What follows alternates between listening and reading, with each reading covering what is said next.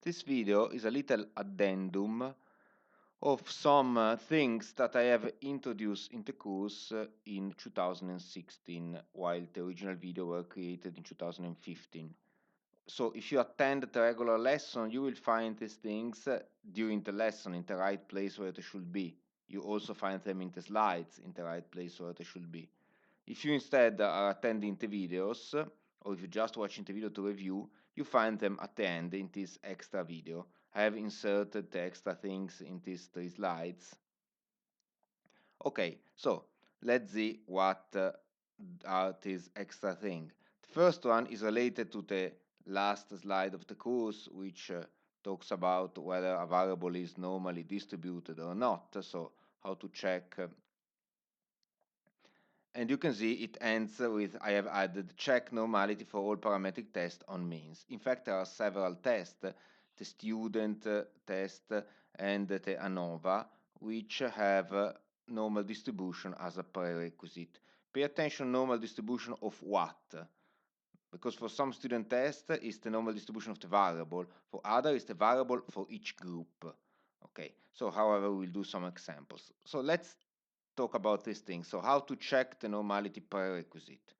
Suppose, for example, that you are checking whether the average age is 45 years on the population.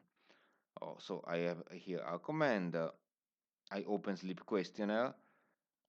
There are 2 ways to open it. We have seen opening it from here, load workspace, but I've learned this year also to open it from here, load dataset. And I have to reach the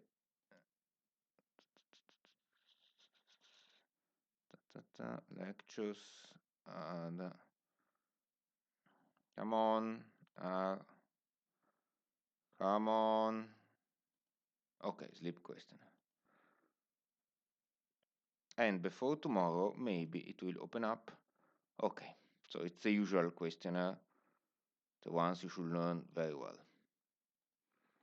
So, if you want to check whether the average age is 45 on the population, you do the student test for one variable, okay, whose H0 hypothesis, so student test for one variable, the H0 hypothesis is age,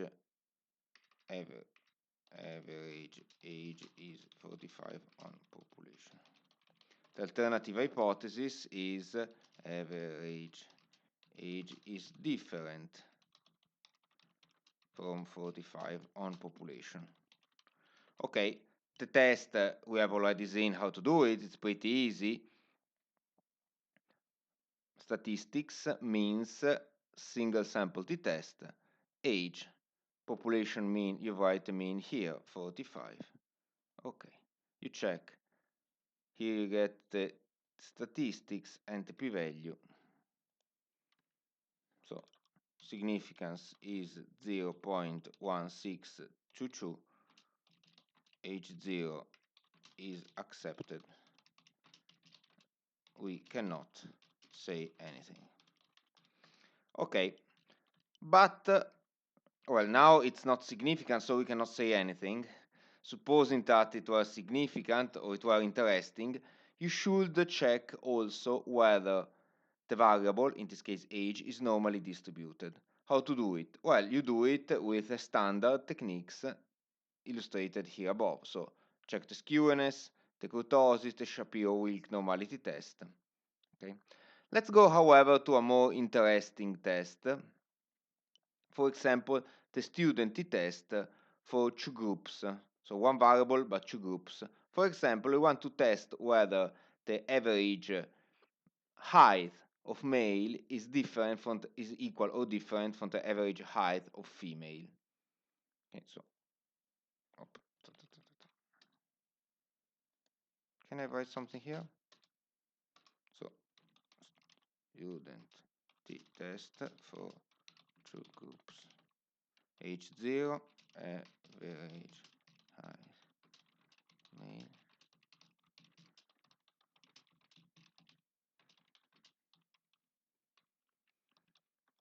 H1, Okay, let's see the test. Statistics means independent sample t-test. Here height, so no group, so sex. Here height. Okay. Here you have, let's take everything and then I will remove. Okay, so we have the mean female 163, mean male 178, so clearly the p-value extremely small, so significance smaller than 0.05, so H0 is rejected. Averages are different on the population. So we reach now a result, but according to the prerequisite, we should check whether height is normally distributed for male and for female, so for both groups. So we should check here these things.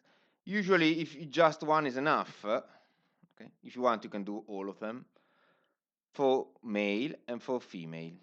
So let's start with Shapiro-Wilk normality test. So first of all, we take the active data set.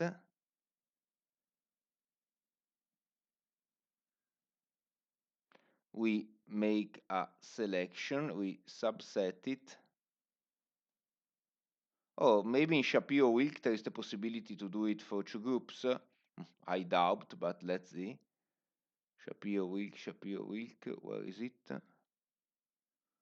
Where is Shapiro-Wilk? Statistics summaries. No, there is no possibility at all. Well, let's see whether height is normally distributed in general. Okay, the H0 hypothesis that the variable is normally distributed, you reject, so it's not normally distributed in general. But this is not exactly what we want to check. We have to check whether height for male is normally distributed and height for female is normally distributed. So we subset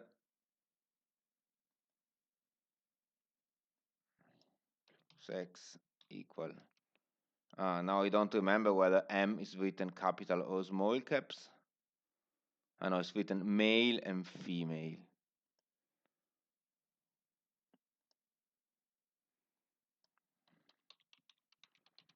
So let's start for male. Sleep M. Okay, we have only male. Arrow text.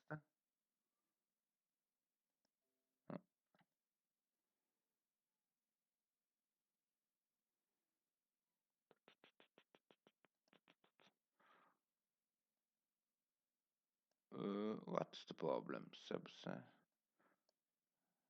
Sex equal maybe male.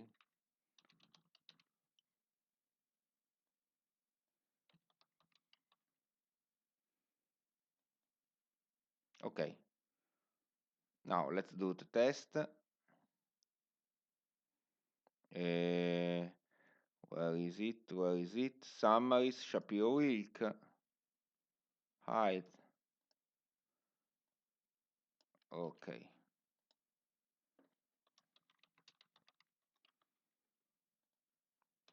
H0. Height is normally distributed on population. Okay, we accept. So significance is 0.7824.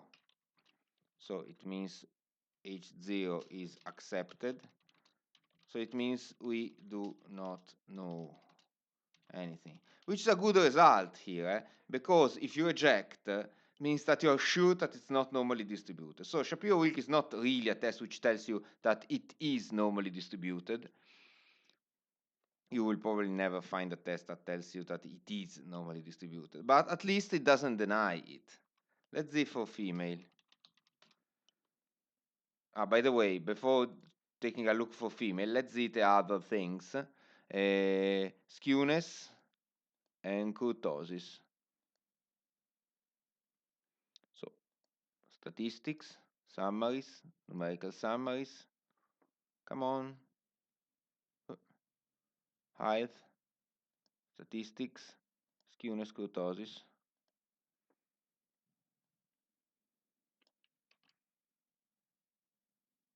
Oops. No. I have removed it. So I go here, submit again. Ctrl C. Okay, let's see. Skewness is close to 1, close to 0, and kurtosis is close to 0. So skewness is close to 0. Kurtosis is close to 0. Let's see the result. Okay. It seems to be normally distributed. Okay, we will never be able to say that it is normally distributed, especially on the population. Now I save on my desktop. Let's call it exam. Okay, let's see for female. So we change the set. Now we go back to sleep questionnaire. And now we change the set. Subset sex equal female. Sleep F. Okay, check always here that it gives you a serious answer and not text.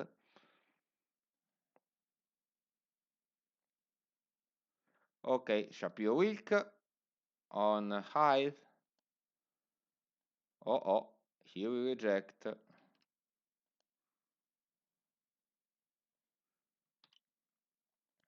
H0 variable height is normally distributed on population. We reject age significance smaller than 0.05. H0 is rejected. Distribution of height for female is not normal on population. It is interesting to note that the distribution for male is normal on the other hand. Let's see, just for curiosity, the skewness and kurtosis.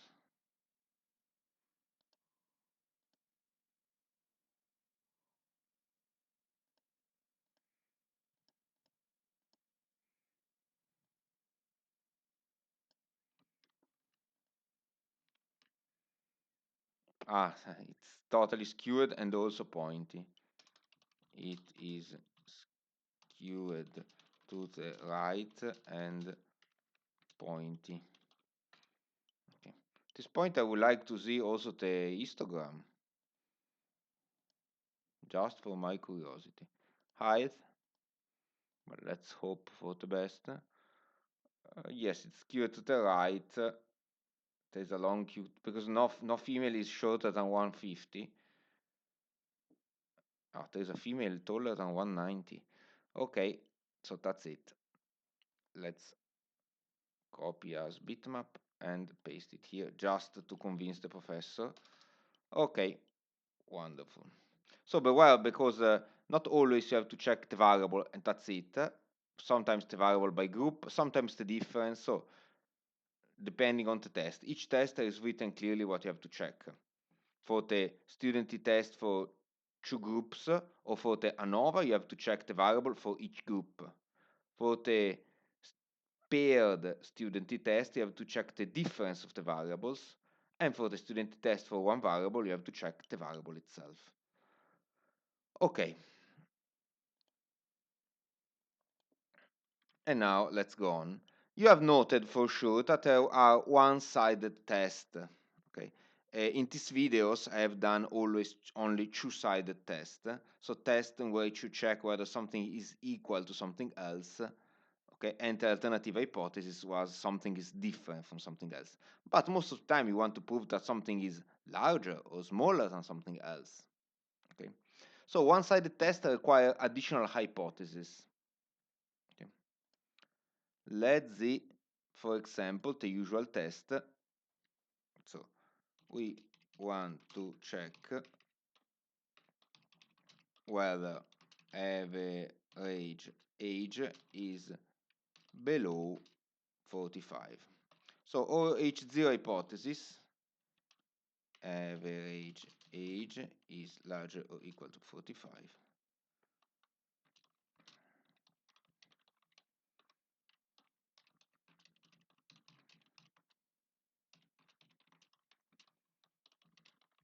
Okay, well, in theory, you cannot do something like this. Even though in most books you find it, in theory you cannot do something like this. You have to do something like this.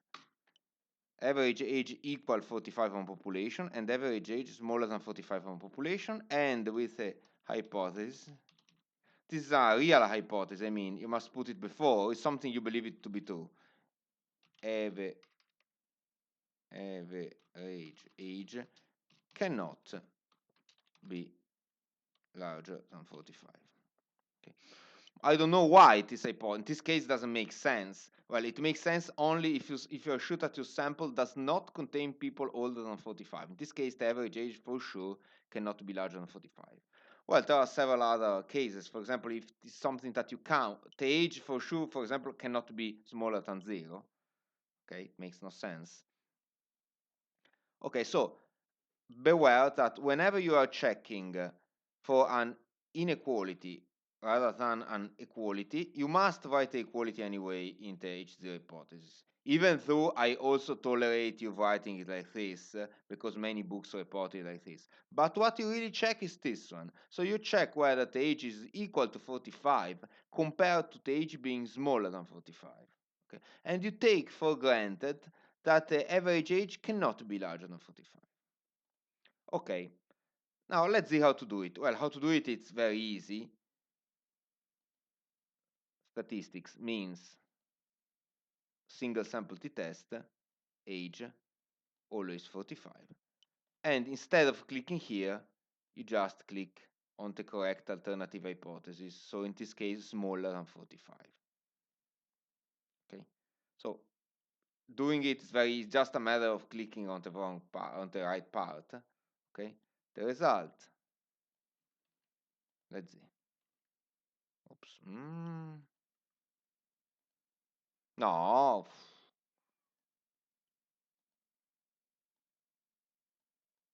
Copy, paste. Okay.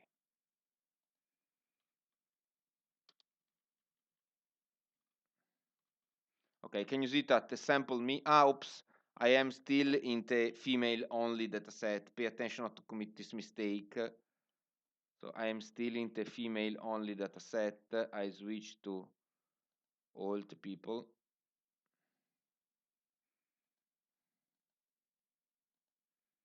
It's a frequent mistake. Forgetting that you had age 45.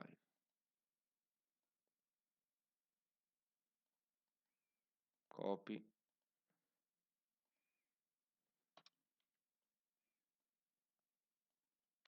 Okay. Note that the average age of the sample is 43.87. Okay. And the p-value is this one. So significance is 8.112%. And if you take 5% as your level, H0 is accepted. Nothing can be said. So let's say that H0 could be true, but with a significance of 8%, I doubt. Okay, so it means that the average age could be 45. Okay.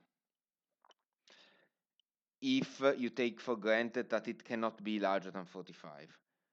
There is something, however, to note. Look at the significance. Let's put it in green. 8.112%. And look at the significance of the two-sided t-test.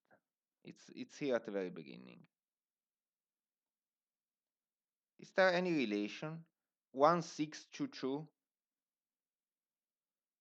811, this significance is exactly 1/2 of the other one. Okay, it's also written in the slide, I imagine. Yes. Significance of the right side, we will talk later what is the right side, is exactly the original significance divided by 2. So in theory, it's pointless that you redo the test. Well, redo it because it doesn't cost you anything. But the result will always be like this. The result of the one-sided test significance is exactly 1/2. Okay.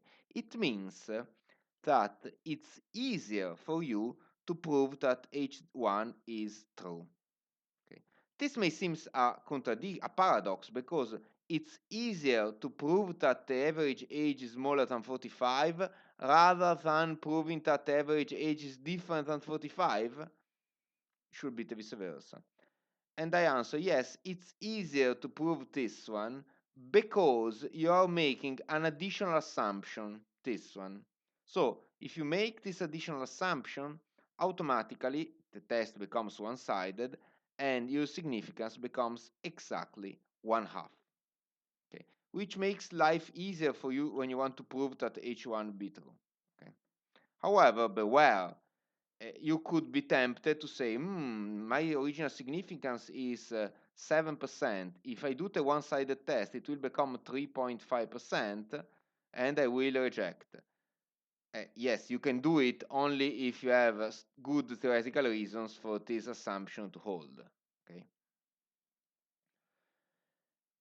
There is another aspect to talk about. There are two one-sided tests. One on the right side, and with right side, I mean the side on which your H1 hypothesis is coherent with your sample data. In this case, the H1 hypothesis is coherent with the sample data. If you do the other one-sided test, so the ones for which your H1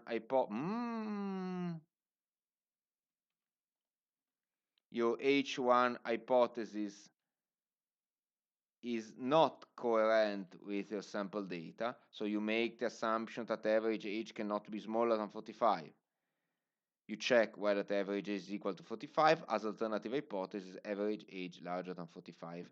By the way, in one-sided test, writing the alternative hypothesis is mandatory because it's not obvious. Okay, let's do it.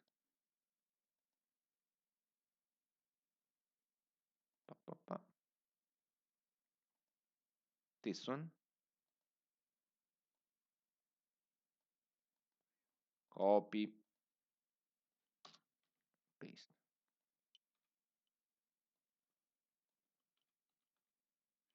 Okay, look at the significance. 0.9189. Do you note anything? The significance is exactly 1 minus this one. So it's a rule. It works always like this. If you make the one-sided test on the right side, and with right side I means that your H1 hypothesis, which is usually what you want to prove, is compatible with your sample data, the significance becomes automatically 1/2. If you, on the other hand, make the other one-sided test, so the one on the wrong side, for which your H1 hypothesis, you see my H1 hypothesis, is totally incompatible with our data here contradict even the basic assumption. Okay. In this case, the significance will be 1 minus the significance, the original significance divided by 2. Okay. So in this case, this value here. It's always like this, always, for every test. Every test with just a one-sided, two-sided, it's always like this. You have the two-sided, and then you have the two one-sided. One of them has a significance which is exactly 1/2, and it's the one for which the H1 hypothesis is compatible with your sample data. So, however, please, I have to do a recommendation here. Don't cheat. I mean, don't look first at your sample data, and then make a one-sided test in the correct direction in order to have a smaller significance. This is cheating. You should not even look at your sample data when you decide what to do. I save. Let's do another example. the height of man, the weight of man and woman. Let's see whether there is a difference in weight between man and woman.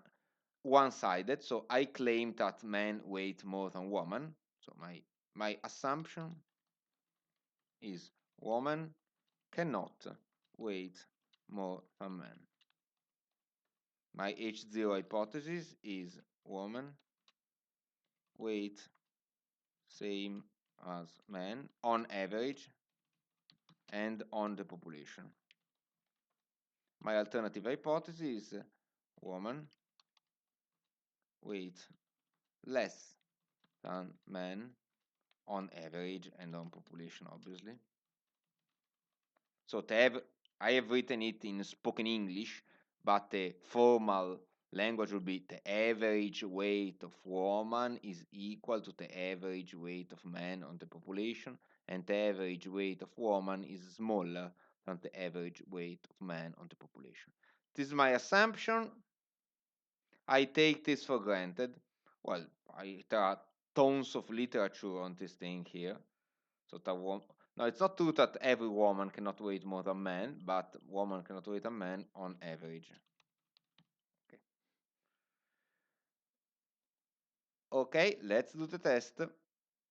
Statistics means independent samples the test, groups sex, weight. Okay, options. This time, well, we start with two-sided. No, it's one-sided. Here I have to remember whether, I think, I don't remember. Will a woman be first or man? And the only way to get to know is ls.str and get the structure of the file and look at sex. Sex. Female is the first one. So statistics means independent sample test, sex, weight. So here there is written female, wonderful, female minus male. So female minus male smaller than 0 because female weighs less. This is my alternative hypothesis. Okay.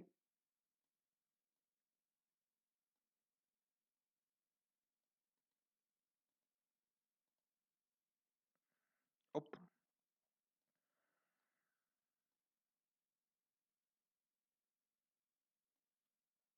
Here you have the sample estimates.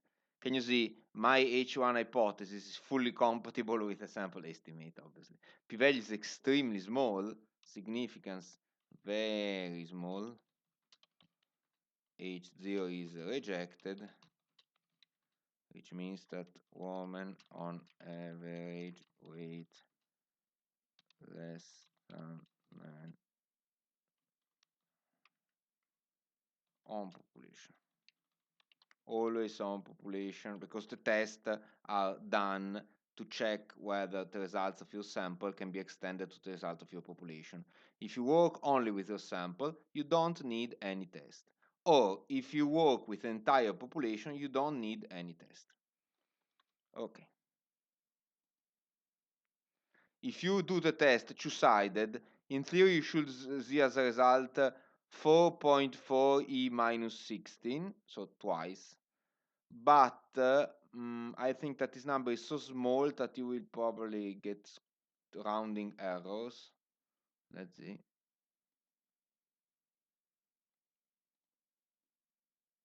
Again, it doesn't oh, it remembers, miracle. Two-sided. No, still 2.2. I think this is there is a rounding error. This is the minimum number that R can reproduce. Let's see the other one-sided test. So the one on the wrong side, it's 1. 1 minus that extremely small value makes 1. Okay. Save. That's it for one side. You can do one-sided test for all the tests that we have seen, for all the tests that you have seen that have one variable and no group at all, or two groups. If you have three groups, clearly there is you cannot do a one-sided test. Okay. Okay, sign test. while in the lesson I will talk about the sign test in the right place, here in the videos I have just skipped it and saying, well, it cannot be done in R. It's true, it cannot be done in R Commander, but unfortunately for you, I found a way to manually do it in R. Okay? So let's do the sign test. I remind you, what is the sign test? The sign test is a test on the median. Okay, so it checks whether the median, not the mean, the median is a certain value or not. The median is that value which has 50% of the distribution on the left and 50% of the distribution on the right. The sign test works as follows. Well, you say the median according to me is 7. Okay. And now the sign test, well, let's take the age and say, according to my opinion, the median age is 45. The sign test counts how many people older than 45 you have and how many people younger than 45 you have.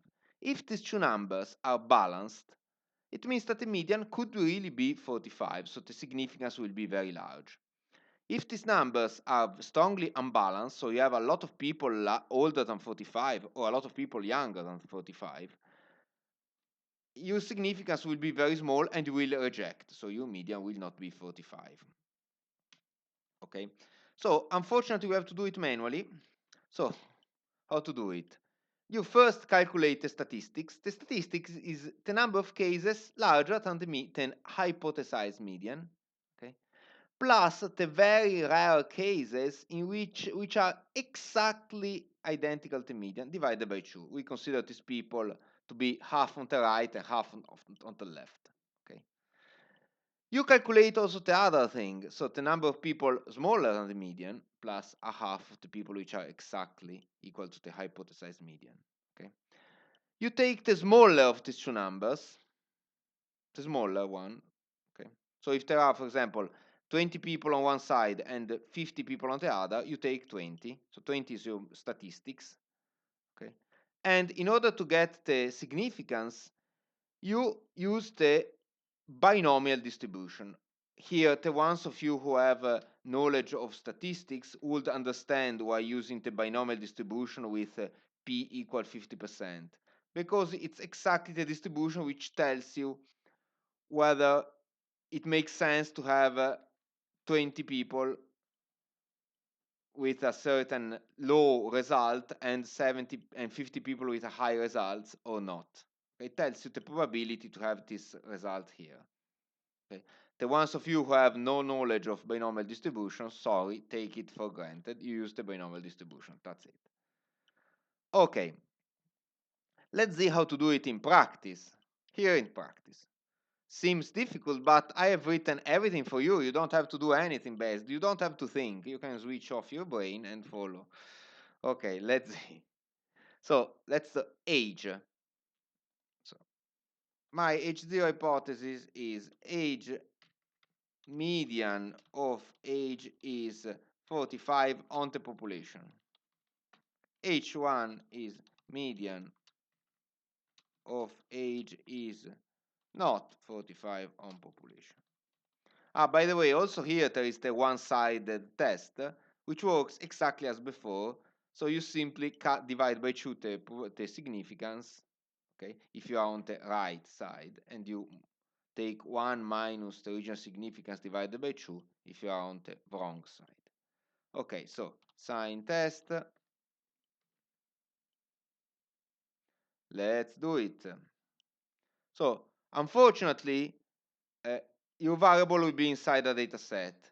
It will be very boring every time to write sleep, questionnaire, dollar. So just to make it easier, and especially because I'm planning to modify your variable, we put it outside the data set in this way. So you create a new variable, you can call it var, x, y, whatever, which is equal to the variable in the data set. So create a new vector which is equal to variable in the data set. So let's call it x. X is equal to sleep questionnaire dollar age. And now you really understand why I suggest you to create a new variable, because writing x, it's much shorter than writing every time sleep capital Q questionnaire dollar age. Okay. Just to check that we have written it correct, I print x. Oops, small caps. Yes, it's here.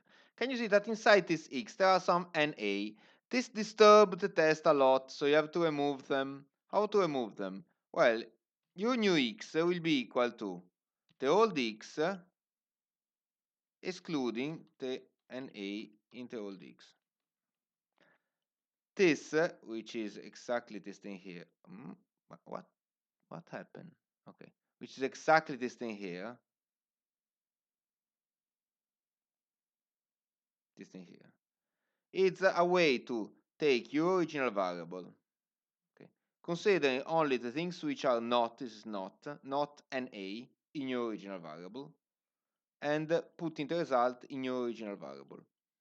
So at the end, the original variable will be equal to itself without an A. Obviously, you will have less cases. That's it. Op. Print X. I go here and click submit. Can you see? You have less cases. Here you had the 260, here 240 probably. But you don't have the NA anymore. Okay, now let's count how many are smaller than 45. You can do it with your finger, obviously, but it will take hours. Let's do it automatically. Op.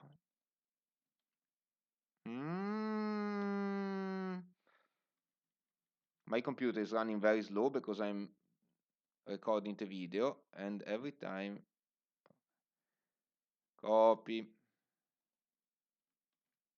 Okay, so inside S we put the sum of all the values of x, my variable is not var but is x, smaller than 45, plus the sum of all the values of x which are exactly equal to 45 divided by 2. Op. Let's see how much is S. Print S. This S is 130. The other S, which is the same but inverted this symbol here, is 180. So I keep this one. Okay. If you want to go back to the other one, you just recalculate the other one. So I keep 118. So my S is 118. Let's calculate also N. N is how many data do we have?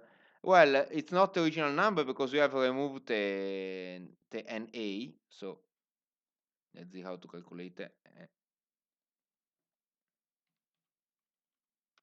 Let's change also something in the video, in the slide. Okay.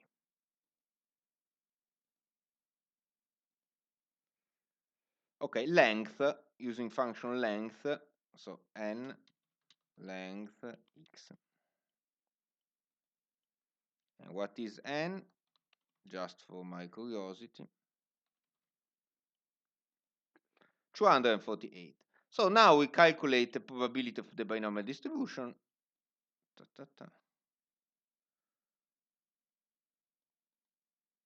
Copy. Okay, I think we don't need anything because n is already inside, s is inside. You can replace s and n with their values if you want, or you can leave s or n, it's the same. Okay, okay. 0.4849. So let's write everything here. S is equal to 138, n is equal 118, 248. Significance is very large, 0.4849, so 48.49%.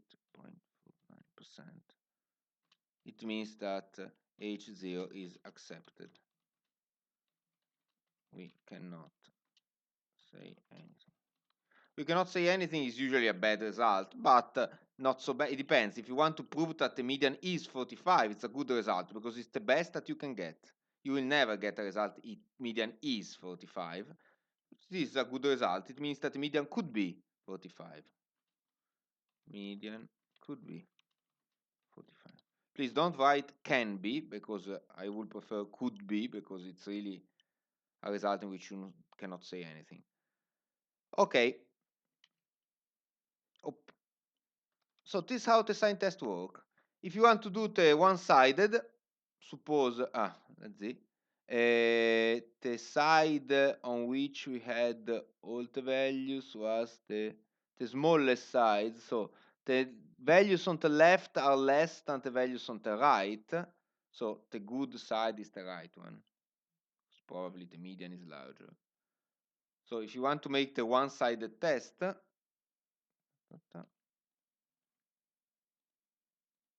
we make the assumption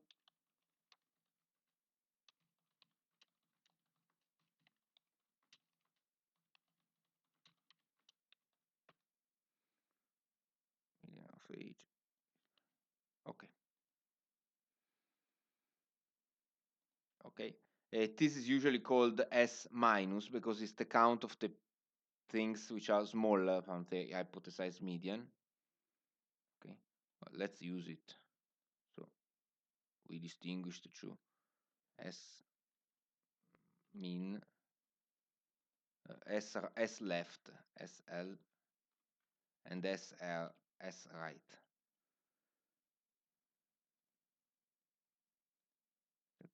So you calculate statistic S as minimum between SL and SR. Wonderful. Okay, it's clear. Okay. And here the significance, you don't even need to calculate it. Well, you don't have any way to calculate it. The only way it's this one. Okay, it's automatically half. H0 is still accepted. Okay, so we also did the one-sided test. And let's go to the last topic, which is the subset. We have seen several slides before, and probably several videos before, how to subset. We have also seen it in this particular video here. However, sometimes you want to subset to remove one category. For example, let's see, how many categories do we have for marital? So the marital status. 4 categories: single, married, divorced, and widowed. The widow people, however, unfortunately, are only 8. Every time we do a test or a statistics or we do a graph with only 8 people, that's not so meaningful. Okay, so suppose we want to remove them. So we'll subset,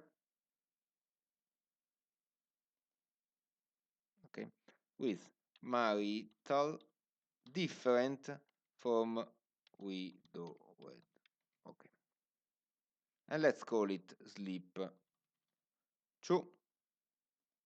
Okay, 263 rows. Let's view it.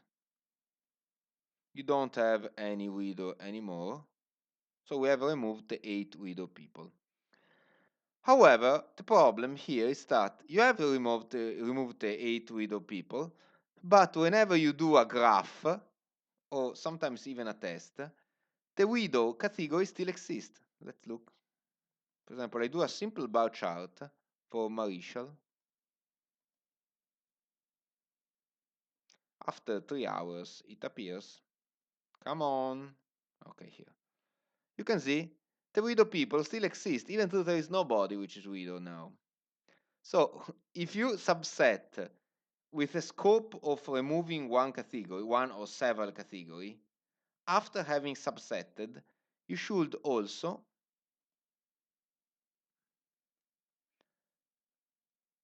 our commander data manage variables drop unused factor levels. Otherwise, R will still remember those factor levels as existing and will treat them as a group. So for marital. So now R has the data set is still the same, everything is the same, but if you ask, for example, for a graph of marital, now you don't see the widow anymore. So the widow factor has been dropped. Okay, so whenever you use the subset with the aim of removing categories, for example with too few cases, remember that you have also to drop unused factor levels, otherwise that factor level will still exist and will still appear in all the statistics, all the grouping, all the tables, which is rather boring. Ok, the video addendum is over.